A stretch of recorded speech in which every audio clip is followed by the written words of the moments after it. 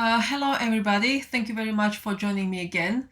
Apologies for my hair. I just couldn't brush it, so I thought I'm just gonna leave it and be my authentic self, and that's what I'm gonna be talking about today, about authenticity and how it's so difficult for us humans to be authentic self because we think that society is not gonna accept us, and that includes me as well. I try to sort this hair out before this recording, and I was getting, like really annoyed with myself that firstly I couldn't control it in any way, and second that I was putting myself under so much pressure to look certain way to be accepted, and I quickly recognized this pattern, and I thought to myself, this is exactly what I need to address today: how to be our authentic self without any shame, any guilt, any justification to anybody else. How can we show up and be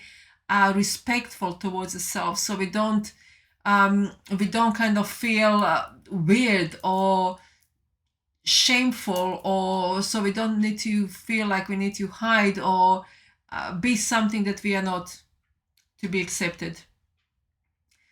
And it's really challenging. It's really challenging. I'm not sure, have you ever tried to be 100% your authentic self and go out there, with all of your emotions and all of your shadows and all of your whatever emotion you're feeling, joy, fear. Are you okay to show up authentically? And it's a really difficult one. I had a situation, I think it was a year ago, when I was thinking, well, wait a minute, why do so I was going swimming, and I was thinking, well, why am I actually feeling uncomfortable going swimming if I haven't shaved my legs? When did I start believing that being human is wrong? When did I start believing that being a woman and being a human at the same time, woman and human, unheard of, really, in our society? How dare you being a woman and human at the same time? So yeah, well, I surprised myself that how we are actually so programmed that we don't even recognize that we live from the place of fear. So on that day, yeah, I recognized my fear, and I was thinking, okay, right, okay, I think I need to live what I preach. So I decided not to shave my legs. It was a hot summer day. The swimming pool was full of people. I was thinking, I'm gonna show up authentically as a human being rather than a woman who needs to shave her legs. And I said, okay, let's do this. So, and I felt anxiety. I have to say, I did feel anxiety, and I turned up anyway. I packed my stuff as further as I could from entry to the pool itself. And then, yeah, I took all my clothes off except my swimming suit, and had a nice walk about, like, I took my time because if I'm going to do it, I'm going to do it properly. So I put my head up, shoulders back, down, and I walked as slow as I can with my hairy legs, and I did it. I was celebrating myself turning up authentically, and it was freeing. It was afterwards. I was just so grateful and so happy for myself to be able to do something like that. And it's incredible to me how brainwashed we actually are uh, to to that kind of this teaching that we need to hide ourselves to be accepted. It's absolutely ridiculous. It's causing so much suffering to so many of us. There is a stigma around age, a stigma around how you look, stigma around how heavy you are, how light you are, how brown you are, how white you are, how black you are. It's like incredible. What you're dressing, what school you went to, how do you talk, how you present yourself. Do you speak with accent? You don't speak with accent, and it goes on and on and on. So probably you can familiarize yourself. Probably it resonates what I've just said and channeled. So we are actually asked, and it says here that one of the channeled messages just in front of me, that the message that came, it does not have to be perfect anymore. And the message to kind of, like, share and spread is that humans must learn and accept that they do not have to be perfect to be valued. And that's the message that came from me. I mean, it's coming, like on and off for months and years, but this one was so specific. It does not have to be perfect anymore. You don't have to be perfect anymore. You don't, because you can't be perfect, obviously, but what they're saying is that you don't have to believe anymore in perfectionism, and that you are always loved and valued just as you are in any moment that you are in.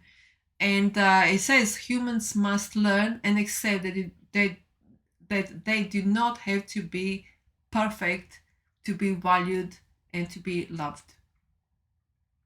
So I think that's the next stage of awakening. There's a next stage of awakening for us to ditch patriarchy, to ditch, this kind of societal programming that's suffocating us, and to find courage, to find courage. And courage comes with the awakening and realizing that this life that we have is really short. It's you blink and it's gone. No one's future is guaranteed. There is no tomorrow. How you're going to be alive tomorrow. So to not being authentic, it's like abandoning yourself every single day for convenience of somebody else. So how to be courageous and how to show up authentically, it's to kind of look at yourself with all honesty, and make a list, or realize somehow, usually through your journaling, when you're acting from the place of fear and when you're acting from the place of love, and start with that. And you'll be shocked to find out that majority of your actions and decisions are coming from place of fear, from these societal expectations that we are all kind of affected by.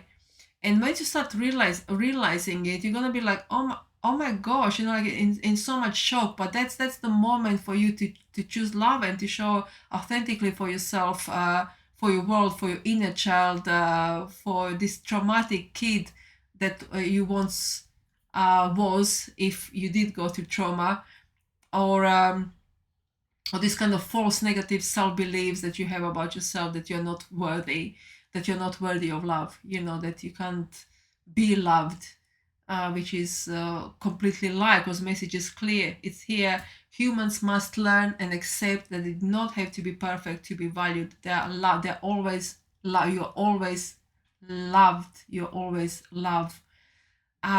So I just want to touch base. The way to do it is, yes, through journaling, through kind of showing honestly, when you are journaling, to show certain degree of honesty. Be honest with yourself and look into yourself for who you truly are, without hiding from yourself. Because if you're hiding from yourself, you're going to be hiding from the world as well. Why wouldn't you be seen? Who told you you're not good enough? Who told you you're not worthy of love? That these are other people's projections. It's nothing to do with you. That's other people's energies and entities. You don't have to accept them as true anymore.